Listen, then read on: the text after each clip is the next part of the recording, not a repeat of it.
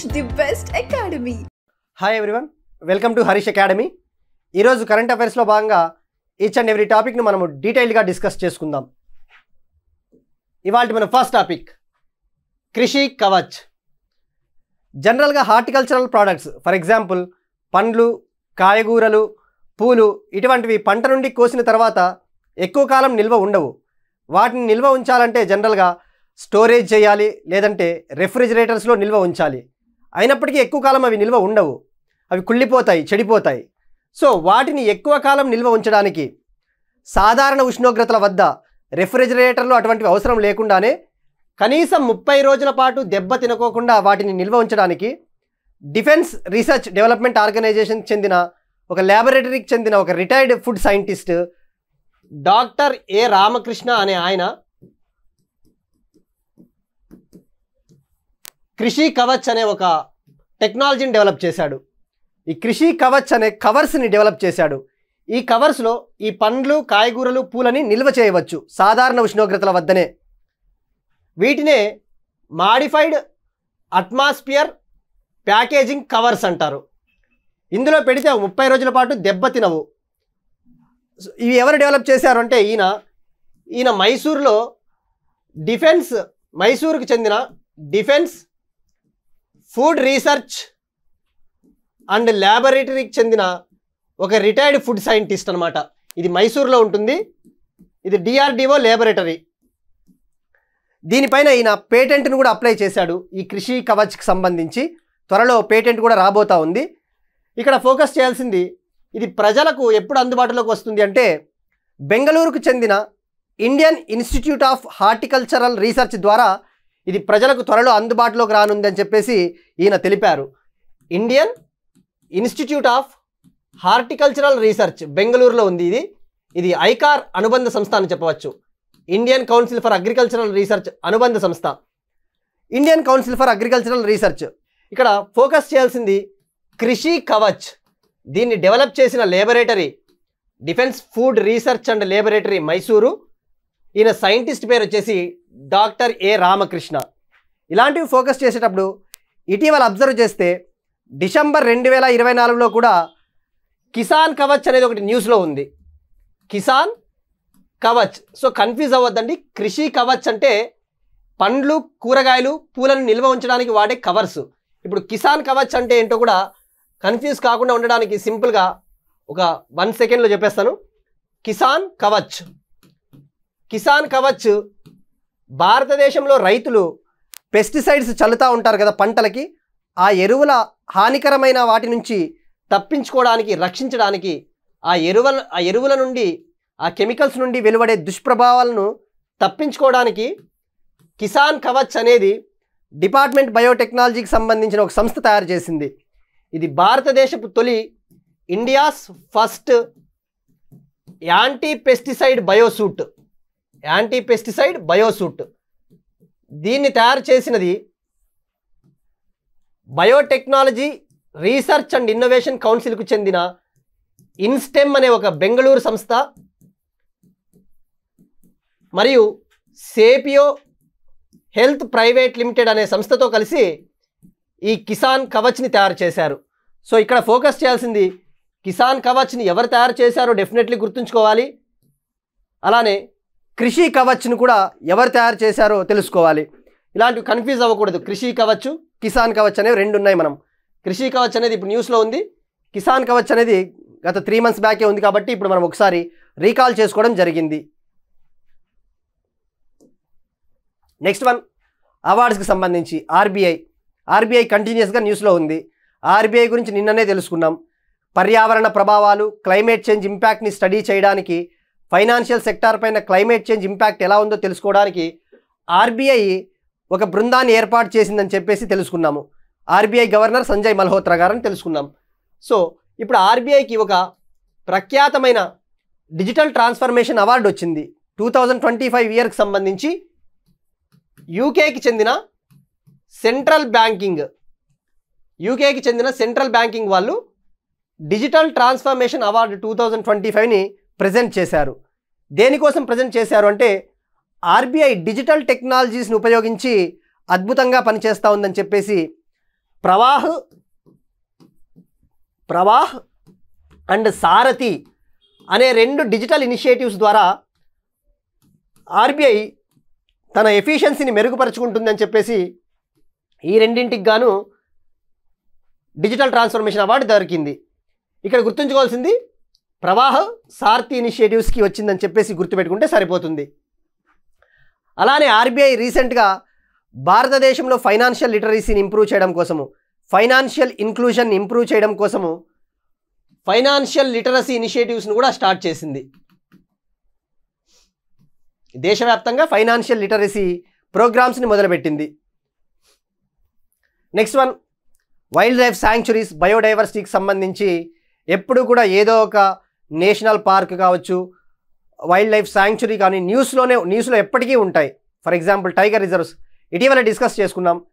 మధ్యప్రదేశ్లోని మాధవ్ నేషనల్ పార్క్ని భారతదేశంలోని 58వ టైగర్ రిజర్వ్గా గుర్తించారు అని చెప్పేసి. సో అలాంటివి ఎప్పుడు కూడా కంటిన్యూస్లో ఉంటాయి. అటువంటిదే ఇంకొకటి సజ్జన్గర్ వైల్డ్ లైఫ్ శాంక్చురీ అనేది న్యూస్లో ఉంది. సజ్జన్గర్ వన్యప్రాణుల అభయారణ్యం ఎందుకు న్యూస్లో ఉంది అంటే, ఈ వైల్డ్ లైఫ్ శాంక్చురీలో ఫారెస్ట్ ఫైర్స్ ఎక్కువగా నమోదవుతున్నాయి. ఈ మధ్యన అటవీ కార్చిచ్చులు సుమారుగా గత వారం నుంచి కంటిన్యూస్గా కార్చిచ్చులు కొనసాగుతూనే ఉన్నాయి. దీనికి కారణము మానవ తప్పిదం. ఐ థింక్ షార్ట్ సర్క్యూట్ ద్వారా అటవీ కార్చిచ్చులు నమోదైనాయని చెప్పేసి అక్కడి ప్రభుత్వం లోకల్ ప్రభుత్వం తెలిపింది. ఇక్కడ ఫోకస్ చేయాల్సింది ఈ సజ్జన్గర్ వైల్డ్ లైఫ్ శాంక్చురీ రాజస్థాన్లోని ఉదయ్పూర్ డిస్టిక్లో ఉంది. రాజస్థాన్లోని ఉదయ్పూర్ డిస్టిక్లో ఉంది. ఇది మెయిన్గా ఆరావళి హిల్ రేంజ్లో ఉంది. ఆరావళి పర్వతాల రేంజ్లో ఇది లొకేట్ అయ్యబడి ఉంది. ఈ సజ్జన్గర్ వైల్డ్ లైఫ్ శాంక్చురీ ఎక్కడ ఉంది అంటే ఇక్కడే సజ్జన్గర్ ఫోర్ట్ అనేది కూడా ఉంటుంది, సజ్జన్గర్ కోట. ఈ సజ్జన్గర్ కోటని 1874లో మేవార్ డైనాసిటీ, మేవార్ రాజవంశానికి చెందిన సజ్జన్గర్ అనే ఒక రాజు దీన్ని కట్టించాడు, ఈ ఫోర్ట్ని.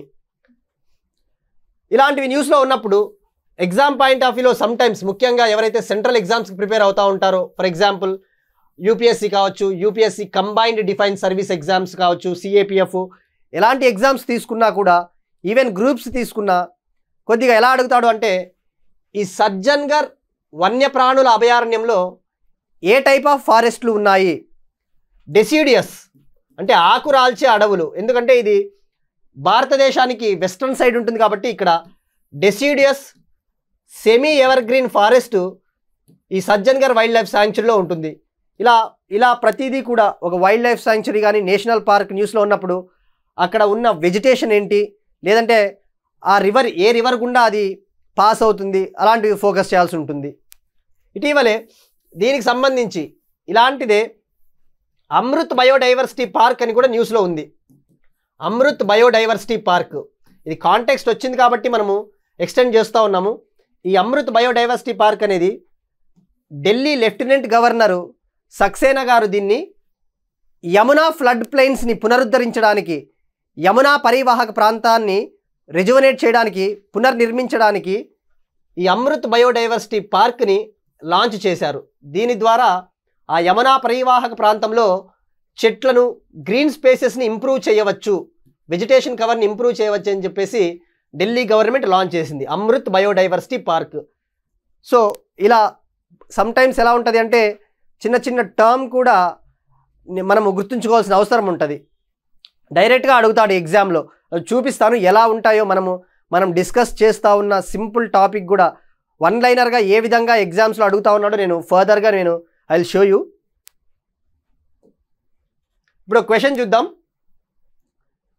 క్వశ్చన్ వచ్చేసి, ఇటీవల వార్తల్లో కనిపించిన గాంధీ సాగర్ వన్యప్రాణుల అభయారణ్యం మరియు బన్నీ గడ్డి భూములు, బన్నీ గ్రాస్ ల్యాండ్స్ ఏ రాష్ట్రాల్లో ఉన్నాయి?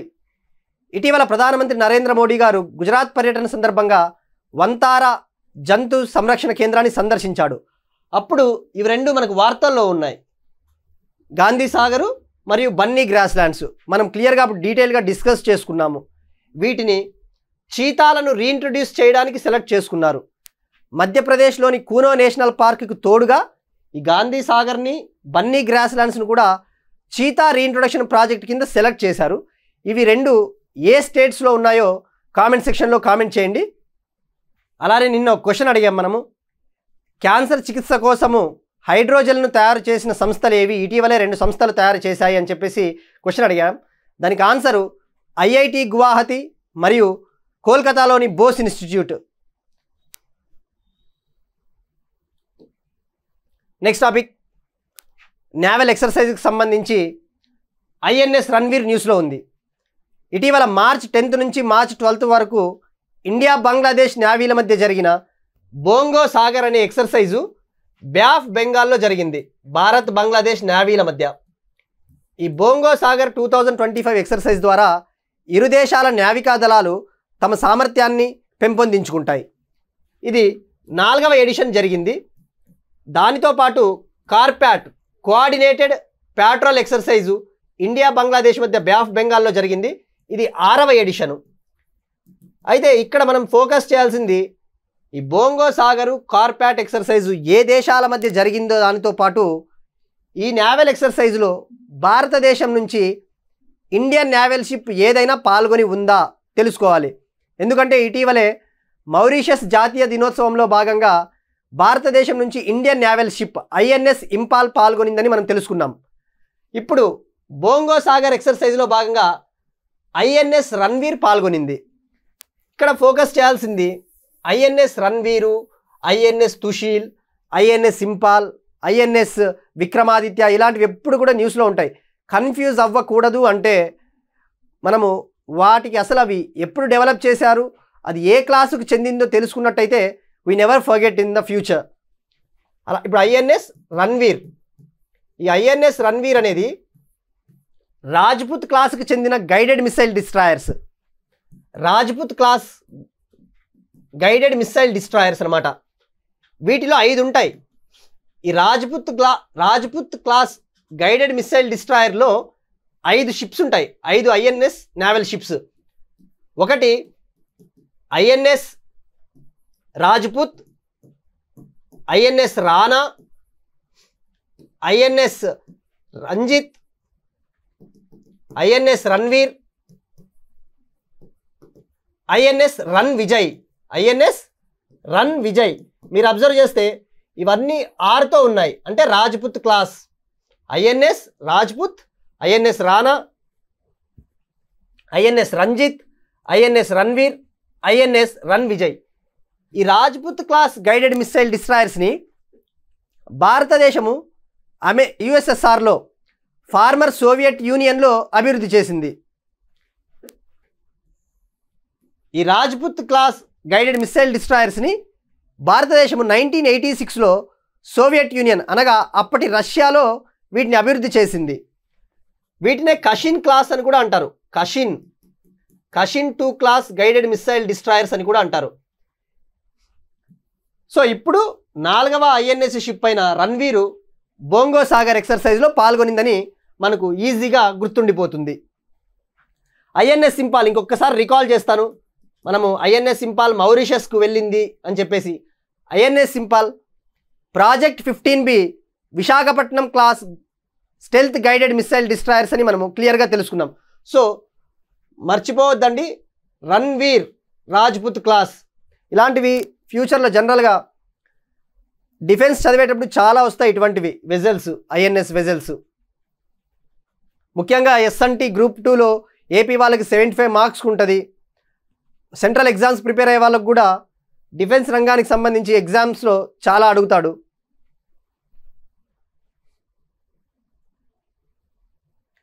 ఇండియా బంగ్లాదేశ్కి సంబంధించి ఇటీవలే బోంగో సాగర్తో పాటు ఇటీవల India Bangladesh border security forces మధ్య ఒక హాట్ లైన్ సదుపాయం అనేది కుదిరింది. ఇరు దేశాల మధ్య హాట్ లైన్ ఫెసిలిటీ 2025 ఫిబ్రవరి నెలలో hot line facility border security force of India and Bangladesh girder forces మధ్య ఈ హాట్ లైన్ ఫెసిలిటీ అనమాట. అంటే ఇరు దేశాల మధ్య కమ్యూనికేషన్ సదుపాయం కోసము ఈ హాట్ లైన్ ఫెసిలిటీ అనేది ఇరు దేశాల మధ్య కుదిరింది. అది గుర్తుపెట్టుకోవాలి, డైరెక్ట్గా అడుగుతాడు. ఇటీవల భారత్ మరియు ఏ దేశం మధ్య కమ్యూనికేషన్ లింక్ కోసము హాట్ లైన్ ఫెసిలిటీ మధ్య ఒప్పందం కుదిరింది, హాట్ లైన్ ఫెసిలిటీ ఒప్పందం కుదిరింది అని చెప్పేసి డైరెక్ట్గా అడుగుతాడు. నెక్స్ట్ వన్, ఇస్రోకు వస్తున్న ఆదాయం గురించి. ఇస్రో మనం మొన్న కూడా డిస్కస్ చేసుకున్నాం. ఇస్రోకి సంబంధించి, ఇండియన్ స్పేస్ సెక్టార్కి సంబంధించి రాబోయే రోజుల్లో మనము ఒక యూనికార్న్ని చూడబోతా ఉన్నాము. అంటే 1 బిలియన్ అంతకంటే ఎక్కువ విలువ గల స్పేస్ స్టార్టప్ని మనం చూడబోతా ఉన్నామని చెప్పేసి మనము మొన్న డిస్కస్ చేసుకున్నాము. ఇప్పుడు అటువంటిదే మరొకటి న్యూస్లో ఉంది. భారత ప్రభుత్వ లెక్కల ప్రకారము ఇస్రో గడిచిన గత 10 ఏళ్లలో సుమారుగా $143 మిలియన్, అనగా ఇండియన్ కరెన్సీలో 1243 కోట్ల రెవెన్యూని ఇస్రో గత 10 ఏళ్లలో సాధించింది. అది కూడా ఫారిన్ శాటిలైట్స్ని లాంచ్ చేయడం ద్వారా. ఇక్కడ గుర్తుపెట్టుకోవాల్సింది, గత 10 ఏళ్లలో 1243 కోట్ల ఆదాయము ఫారిన్ శాటిలైట్స్ని లాంచ్ చేశారు. యూజింగ్ మన PSLV launch vehicle mark 3, small satellite launch vehicle, వీటిని ఉపయోగించి లాంచ్ చేయడం ద్వారా ఇంత ఆదాయం వచ్చింది. జనవరి 1, 2015తో మొదలుపెట్టి డిసెంబర్ 2024 మధ్య ఇంత ఆదాయం వచ్చింది. ఇక్కడ ఎలా ఫోకస్ చేయాలి అంటే, ఎగ్జామ్లో ముఖ్యంగా ట్రెండ్స్ ఎలా ఉంటాయి అంటే డేటా కూడా ఇస్తాడు క్వశ్చన్స్ అడిగేటప్పుడు. ఇప్పుడు ఆ డేటా కూడా మనము కొద్దిగా కంపల్సరీ తెలుసుకోవాలి. గడిచిన 10 ఏళ్లలో ఇస్రో సుమారుగా 393 ఫారిన్ శాటిలైట్స్ని లాంచ్ చేసింది. 393 ఫారిన్ శాటిలైట్స్లో అత్యధికంగా ఓవరాల్గా 34 ఫారిన్ కంట్రీస్కి శాటిలైట్ సేవలు అందించింది. 34 కంట్రీలు.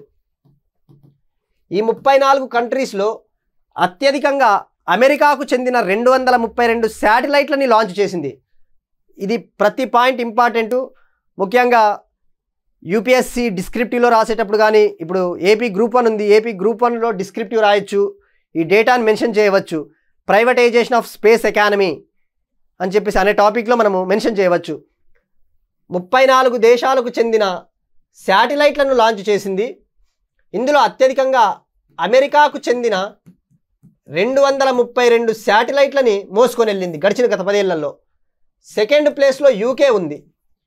యూకేకి చెందినవి సుమారుగా 89 శాటిలైట్లను మోసుకెళ్ళింది. థర్డ్ ప్లేస్లో సింగపూర్ థర్డ్ ప్లేస్లో. ఇక్కడ ఫోకస్ చేయాల్సింది, ఇస్రోను ఉపయోగించి భారతదేశము వివిధ దేశాలతో సంబంధాలు ఏ విధంగా మెరుగుపరుచుకుంటుందో అని చెప్పడానికి ఇది ఒక ఉదాహరణగా చెప్పవచ్చు. దీనినే ఒక విధంగా చెప్పాలి అంటే జనరల్గా డిస్క్రిప్టివ్లో మనము లేదంటే ఇంటర్వ్యూస్లో కానీ మాట్లాడేటప్పుడు చెప్పవచ్చు. ఒక టర్మ్ ఉంటుంది. ఆ టర్మ్ వచ్చేసి space diplomacy. Already we're seeing the terms like medical diplomacy, soft diplomacy. This is the kind of space diplomacy. We're using the power of space industry to renew our relations with foreign countries. So space diplomacy అనే పదం గుర్తుపెట్టుకోండి. Next one, we will see the next topic. Next one, web 3.0. నిన్న మనము ఒక topic discuss చేసుకున్నాం. Ernst and Young అనే సంస్థ ఏమని చెప్పింది, ఒక రిపోర్ట్ చెప్పింది, ఒక రిపోర్టుని రిలీజ్ చేసింది. 2030 నాటికి భారతదేశ ఆర్థిక సేవల రంగంలో జనరేటివ్ ఏఐ ఒక విప్లవాన్ని సృష్టించబోతా ఉంది. ఆ జనరేటివ్ ఏఐ అనే రంగం ద్వారా, జనరేటివ్ ఏఐ అనే ఒక విప్లవం ద్వారా సుమారుగా 34 నుంచి 38% ఉత్పాదకత, ప్రొడక్టివిటీ మన ఫినాన్షియల్ సెక్టార్లో పెరగబోతా ఉందని చెప్పేసి జనరేటివ్ ఏఐ అనే ఒక సెక్టార్ గురించి తెలుసుకున్నాం క్లియర్ కట్గా. జనరేటివ్ ఏఐ అంటే ఏంటి, జనరేటివ్ ఏఐ కిందకి ఏమొస్తాయి, జనరేటివ్ ఏఐ ఏ విధంగా పని చేస్తుందని చెప్పేసి. అలాంటిదే ఇప్పుడు వెబ్ 3 అనేది న్యూస్లో ఉంది. ఇలాంటి పదాలు ఇప్పుడు చెప్తాను మీకు క్లియర్గా. ఒక వెంచర్ క్యాపిటల్ ఫర్మ్, ఒక వెంచర్ క్యాపిటల్ సంస్థ హషెడ్ ఎమర్జెంట్ అనే ఒక సంస్థ ఏమని చెప్పింది అంటే, భారతదేశం 2028 కల్లా వెబ్ 3 డెవలపర్స్లో అమెరికాను దాటి ఫస్ట్ ప్లేస్కి వెళ్తుందని చెప్పేసి ఆ రిపోర్ట్ చెప్పింది. ప్రజెంట్ భారతదేశము ప్రపంచవ్యాప్తంగా ఉన్న వెబ్ 3 డెవలపర్స్లో 17% వెబ్ డెవలపర్సు ఇండియా నుంచే ఉన్నారు. ఇక్కడ వెబ్ 3 అనేది ఏంటి అసలు? వెబ్ 3.0. వెబ్ 3 అంటే వెబ్3 డెవలపర్స్ అంటే సాఫ్ట్వేర్ ఇంజనీర్లు ఎవరైతే బ్లాక్ చైన్ టెక్నాలజీ అటువంటి వాటిని ఉపయోగించి పనిచేస్తారో వాళ్ళని వెబ్3 డెవలపర్స్ అంటారు. వెబ్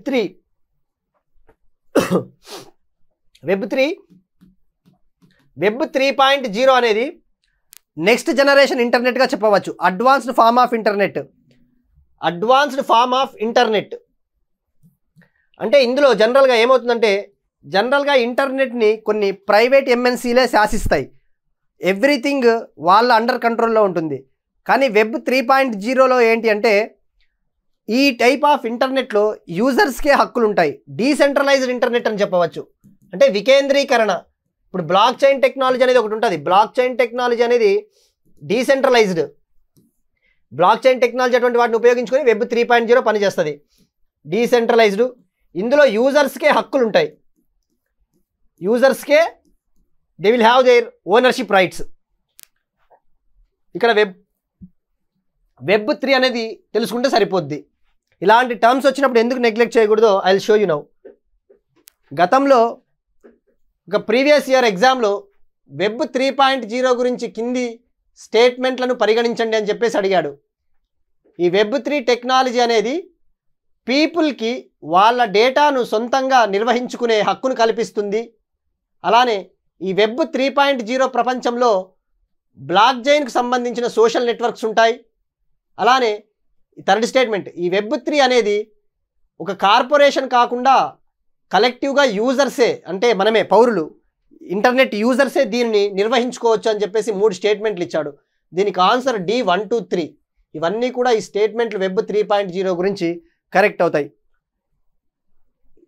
ఈ టర్మ్స్ జనరేటివ్ ఏఐ ఇలాంటివి డెఫినెట్లీ మనం ఎప్పటికప్పుడు న్యూస్లో ఉన్నప్పుడు వాటి డెఫినేషన్ తెలుసుకున్నా సరిపోతుంది. ఎగ్జామ్లో సమ్టైమ్స్ వాడేమి పెద్దగా ఏం అడగడు. ఇప్పుడు ఫర్ ఎగ్జాంపుల్ ఇప్పుడు చూస్తే ఒక క్వశ్చన్ అడిగాడు గతంలో యూపీఎస్సీలో అడిగిన question, simple question. Which one of the following is the context in which the term qubit is mentioned. Qubit అనే పదము ఏ టెక్నాలజీకి సంబంధించి వాడతారు అని చెప్పేసి అడిగాడు గతంలో యూపీఎస్సీలో. నేను మొన్ననే చెప్పాం, మనం డిస్కస్ చేసుకున్నాం. క్వాంటమ్ కమ్యూనికేషన్కి సంబంధించిన పేటెంట్స్లో చైనా అగ్రస్థానంలో ఉంది. క్వాంటమ్ కమ్యూనికేషన్కి సంబంధించిన పేటెంట్స్లో చైనా టాప్లో ఉంది. సో క్విబిట్ అనే పదము క్వాంటమ్ కంప్యూటింగ్కి సంబంధించినది. వాడు options cloud services, quantum computing, visible light communication technologies, wireless communication technologies అన్నాడు. క్వాంటమ్ కంప్యూటింగ్ ఇది యూపీఎస్సీలో అడిగిన సింపుల్ బేసిక్ నాలెడ్జ్ బిట్. అలానే సూపర్ కంప్యూటర్స్ సామర్థ్యాన్ని దేనిలో కొలుస్తారు? ఫ్లాప్స్ అని ఉంటుంది కదా. సో ఇలా ప్రతి టర్ము జస్ట్ టర్మ్ గుర్తు పెట్టుకున్నా కూడా మనం ఈజీగా we can score the marks. జనరల్గా ఫ్యాక్ట్స్ అయితే మర్చిపోతాం. ఎగ్జామ్లో ఫ్యాక్ట్స్ని గుర్తుంచుకోవడం అంత ఈజీ కాదు, కానీ కాన్సెప్ట్ ఓరియంటెడ్వి గుర్తుంచుకోవడానికి ఆస్కారం ఎక్కువగా ఉంటుంది. సో పేపర్ చదివేటప్పుడు కూడా మనము ఇది యూజ్ లేదు అనుకోవడానికి లేదు. డెఫినెట్లీ ఒక ఆర్టికల్ చదువుతున్నా, ఏది చదువుతున్నా కూడా, ఎకానమీ పేజ్ చదువుతున్నా, ప్రతి ఆర్టికల్లోనూ ఒక టర్మ్ ఉంటుంది. ఆ టర్మ్ని మనము డిరైవ్ చేసుకున్నట్టయితే we can get it. Next one, జలవనరులకు సంబంధించి గతంలో జలవనరుల శాఖ ఒక సర్వేను నిర్వహించింది. ఇది యాక్చువల్లీ 2018-19లో సర్వే చేపట్టింది. కేంద్ర జలశక్తి శాఖ జల వనరుల గణనను చేపట్టింది. దేశంలో నదులు, చెరువులు, పాండ్స్, లేక్స్, సరస్సులు ఎన్ని ఉన్నాయో దానిపైన సంబంధించిన రిపోర్టు. ఆ రిపోర్ట్ ఏమని చెప్తుందంటే ఇండియాలో ఈ రిపోర్టు ప్రకారము 24.24 లక్షల జల వనరులు ఉన్నాయట భారతదేశం మొత్తం మీద. 24.24 లక్షల్లో ఓవరాల్గా గ్రామీణ ప్రాంతాల్లోనే ఎక్కువగా జల వనరులు ఉన్నాయి. గ్రామీణ ప్రాంతాల్లో సుమారుగా 23.55 లక్షల జల వనరులు ఉన్నాయి. ఇవి అర్బన్తో పోల్చుకుంటే చాలా ఎక్కువ. మరి స్టేట్ వైడ్ తీసుకుంటే ఏ రాష్ట్రంలో జల వనరులు ఎక్కువగా ఉన్నాయి? పశ్చిమ బెంగాల్లో అత్యధికంగా 7.47 లక్షల జల వనరులు ఉన్నాయి. సెకండ్ ఉత్తరప్రదేశ్, ఆంధ్రప్రదేశ్ థర్డ్ ప్లేస్లో ఉంది. ఇది జనరల్గా ఇటువంటివి ఇది ఓల్డ్ డేటా, బట్ మనము ఏదన్నా క్వశ్చన్స్ డిస్క్రిప్టివ్లో రాసేటప్పుడు కూడా ఇలాంటివి యూజ్ చేయవచ్చు. ఒకవేళ అడిగినాడు అంటే డైరెక్ట్గా గుర్తుపెట్టుకుంటే సరిపోతుంది. వెస్ట్ బెంగాల్లో అత్యధికంగా జలవనరులు ఉన్నాయి. సెకండ్ యూపీ, థర్డ్ ఆంధ్రప్రదేశ్ అనేసి.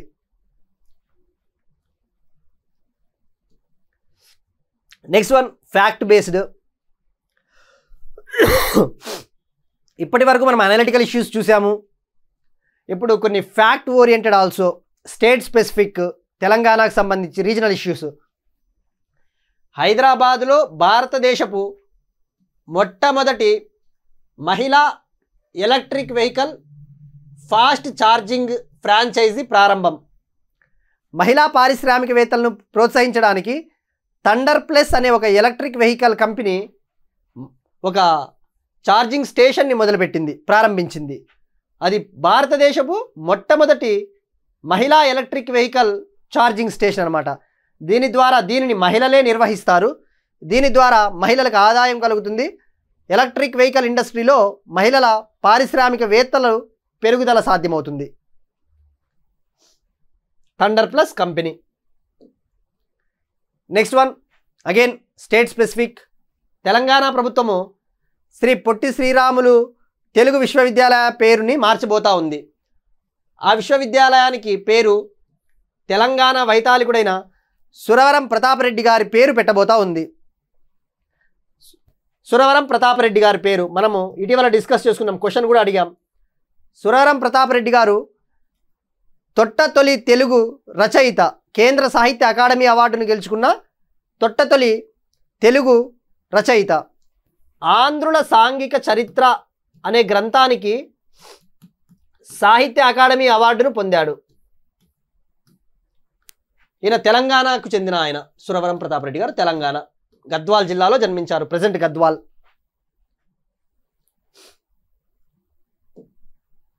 నెక్స్ట్ వన్ సాంస్కృతిక వారసత్వ సంపద గురించి. UNESCO tentative list United nations educational, scientific and cultural organisation ఒక లిస్ట్ని విడుదల చేస్తుంది. కల్చరల్ హెరిటేజ్ లిస్ట్ అని చెప్పేసి, అలానే టెంటేటివ్ లిస్ట్ అని ఉంటుంది.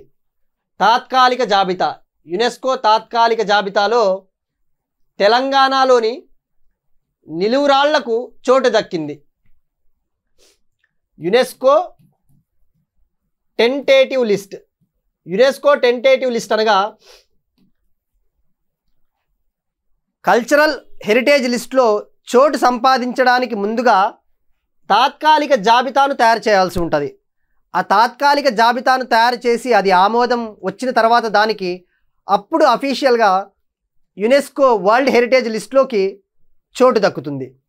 ఇప్పుడు ఈ యునెస్కో ఈ టెంటేటివ్ లిస్టులోకి భారతదేశం నుంచి ఈ సంవత్సరానికి గాను 6 ప్లేసెస్కి నామినేట్ చేశారు.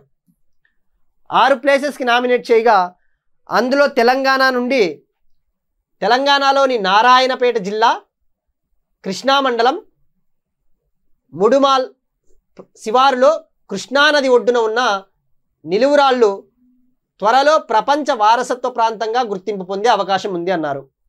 ఈ నిలువురాళ్ళు వీటిని ఇంగ్లీష్లో మెన్ హీర్స్ అంటారు. Men here's. జనరల్గా హిస్టరీ చదివేటప్పుడు, రీజనల్ హిస్టరీ చదివేటప్పుడు మెన్ హీర్స్ అనే పదాన్ని చదివే ఉంటారు. మెన్ హీర్స్ అంటే ఒక రకమైన బండరాళ్ళు, ఇట్లా నిలువుగా ఉంటాయి రాళ్ళు, ఒక్కోటి 10 నుంచి 15 అడుగులు ఉంటాయి ఈ బండరాళ్ళు. వీటిని ఆదిమానవుల సమాధులు అని కూడా అంటారు. మెగాలిత్స్.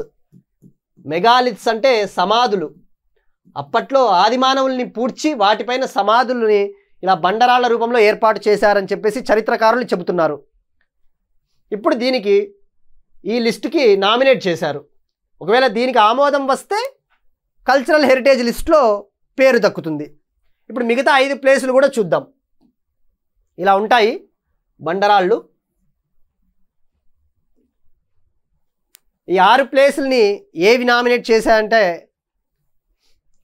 ఛత్తీస్గఢ్లోని కంగర్ వ్యాలీ నేషనల్ పార్కు, తెలంగాణలోని ముదుమల్ నిలువురాళ్ళు, అలానే నార్త్ స్టేట్స్లలో ఉన్న అశోకా ఎడిక్ట్స్, మధ్యప్రదేశ్, ఒడిశాలో ఉన్న చౌసత్ యోగిని టెంపుల్స్, గుప్తా టెంపుల్స్, మల్టిపుల్ స్టేట్స్లో ఉన్న గుప్తా టెంపుల్స్, అలానే మధ్యప్రదేశ్, ఉత్తరప్రదేశ్లో ఉన్న బుందేల్ రాజవంశానికి చెందిన కోటలు, ఈ 6టిని నామినేట్ చేశారు. ఈ అశోక ఎడిక్ట్స్ విషయానికి వస్తే కర్నూలులో కూడా ఎర్రగుడి అనే ప్రాంతంలో అశోక ఎడిక్ట్ ఒకటి ఉంది. ఈ 6 గుర్తుంచుకోవాలి. మరి ఓవరాల్గా యునెస్కో టెంటేటివ్ లిస్ట్లో ఎన్నున్నాయి భారతదేశంలో అంటే తాత్కాలిక జాబితాలో ఇప్పటి వరకు 56 ఉన్నాయి. తాత్కాలిక జాబితా, అఫీషియల్ లిస్ట్ కాదు. తాత్కాలిక జాబితాలో 56 ఉన్నాయి. ఇప్పుడు ఈ 6 ప్రదేశాలని నామినేట్ చేశారు కాబట్టి 56 + 6 ఓవరాల్గా తాత్కాలిక జాబితాలో ఉండేటివి 62 అయినాయి. మరి పర్మనెంట్ జాబితా ఏముంది? పర్మనెంట్ జాబితాలో ఎన్నున్నాయంటే 43 ఉన్నాయి. 43 యునెస్కో వరల్డ్ హెరిటేజ్ సైట్స్ ఉన్నాయి. ఆ 43లో 35 cultural sites, 7 natural sites,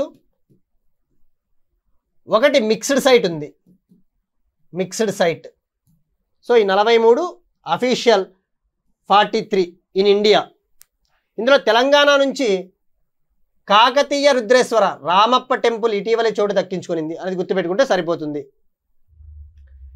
next topic, Forbes 2025 Asia కాంటినెంట్కి సంబంధించి, ఆసియా ఖండానికి సంబంధించి బిలియనీర్స్ లిస్ట్ని విడుదల చేసింది ఫోర్బ్స్ సంస్థ. ఆసియా ఖండానికి సంబంధించి ఆసియాలో టాప్ ముఖేష్ అంబానీ గారు ఉన్నారు 86.9 బిలియన్తో. సెకండ్ ప్లేస్లో చైనాకు చెందిన జోంగ్ షాన్షాన్. థర్డ్ ప్లేస్లో ఇండియాకి చెందిన గౌతమ్ అదానీ. ఈ 3 పేర్లు గుర్తుంచుకుంటే సరిపోతుంది. మరి టాప్ 10లో అత్యధికంగా ఈ ఆసియా ఖండానికి సంబంధించి టాప్ 10లో అత్యధికంగా చైనా వాళ్ళు 5 మందికి చోటు దక్కింది. ఇండియా వాళ్ళకి 2కి చోటు దక్కింది. హాంకాంగ్ వాళ్ళకి 2కి, జపాన్ నుంచి 1కి చోటు దక్కింది. Forbes 2025 Asian billionaires list March. Next one, important days గురించి. ఇవాళ March 15 important day. A point of వ్యూలో అంటే వరల్డ్ కన్జ్యూమర్ రైట్స్ డే. అంటే వినియోగదారులకు సంబంధించి ప్రపంచ వినియోగదారుల దినోత్సవం అని చెప్పవచ్చు. మార్చ్ 15. దీన్ని ఎందుకు సెలబ్రేట్ చేసుకుంటారు? జనరల్గా భారతదేశంలో కావచ్చు, ప్రపంచవ్యాప్తంగా కావచ్చు, కన్జ్యూమర్స్ ఎప్పటికప్పుడు like always they will get exploited. అంటే వాళ్ళు దుర్వినియోగానికి గురవుతూ ఉంటారు, వాళ్ళని మోసం చేస్తూ ఉంటారు. అమ్మే ప్రోడక్ట్స్లో అంతగా నిజాయితీని పాటించకపోవచ్చు కంపెనీలు, ఫర్మ్స్ అటువంటివి. సో వినియోగదారుల హక్కుల్ని కాపాడడానికి ఏటా every year world consumer rights డేని జరుపుకుంటాం మార్చ్ 15న. ఈ సంవత్సరం థీమ్ వచ్చేసి ఏ జస్ట్ 2025 సంవత్సరానికి సంబంధించి theme a just transition to sustainable life styles.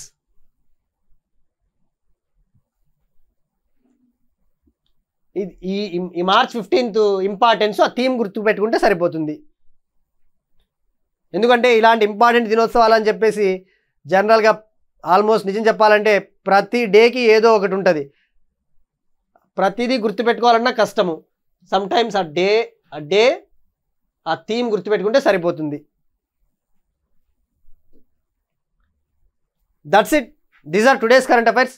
మనం ఒకసారి క్విక్గా రీక్యాప్ చూద్దాం. కృషి కవచ్ తయారు చేసిన శాస్త్రవేత్త డాక్టర్ ఏ రామకృష్ణ గారు. ఆర్బీఐకి దక్కిన UK central banking digital transformation award 2025. రాజస్థాన్లోని ఉదయ్పూర్లో ఉన్న సజ్జన్గఢ్ వన్యప్రాణుల అభయారణ్యంలో అటవీ కార్చిచ్చులు. క్వశ్చన్ చూసాం. క్వశ్చన్కి కామెంట్ సెక్షన్లో ఆన్సర్ చేయండి. బోంగో సాగర్ ఇండియా బంగ్లాదేశ్ మధ్య జరిగిన నావల్ ఎక్సర్సైజ్లో భారతదేశం తరపున పాల్గొన్న Indian naval ship Ranvir Rajput class. గడిచిన గత 10 ఏళ్లలో $143 మిలియన్ ఇస్రోకు దక్కిన ఆదాయం. 2028 కల్లా భారతదేశము Web3 డెవలప్మెంట్లో అగ్రస్థానానికి పోతుంది. జలవనరుల్లో ఆంధ్రప్రదేశ్ 3వ ప్లేస్, పశ్చిమ బెంగాల్ టాప్. కేంద్ర జలశక్తి శాఖ రిపోర్ట్. హైదరాబాద్లో భారతదేశపు మొట్టమొదటి మహిళా electric vehicle fast charging franchise thunder plus company start చేసింది. తెలుగు విశ్వవిద్యాలయానికి సురవరం ప్రతాపరెడ్డి గారి పేరు. నేడు అసెంబ్లీలో బిల్లు ప్రవేశపెట్టనున్న తెలంగాణ ప్రభుత్వం. తెలంగాణలోని ముడుమాల్ నిలువురాళ్లకు యునెస్కో గుర్తింపు కోసం తాత్కాలిక జాబితాలో దక్కిన చోటు. భారతదేశంలో ఉన్న 43 UNESCO world heritage sites. Forbes 2025 March Asian billionaires list చూసాం. టాప్ ముఖేష్ అంబానీ. వార్తలలో ముఖ్యమైన దినోత్సవం March 15th world consumer rights day 2025. Theme a just transition to sustainable lifestyles. That's it. These are today's current affairs and will meet you again tomorrow. ఈ video కనుక మీకు నచ్చినట్టయితే like చేయండి, comment చేయండి, share it your friends. మీ valuable feedback కూడా ఇవ్వండి so that will keeps on improving.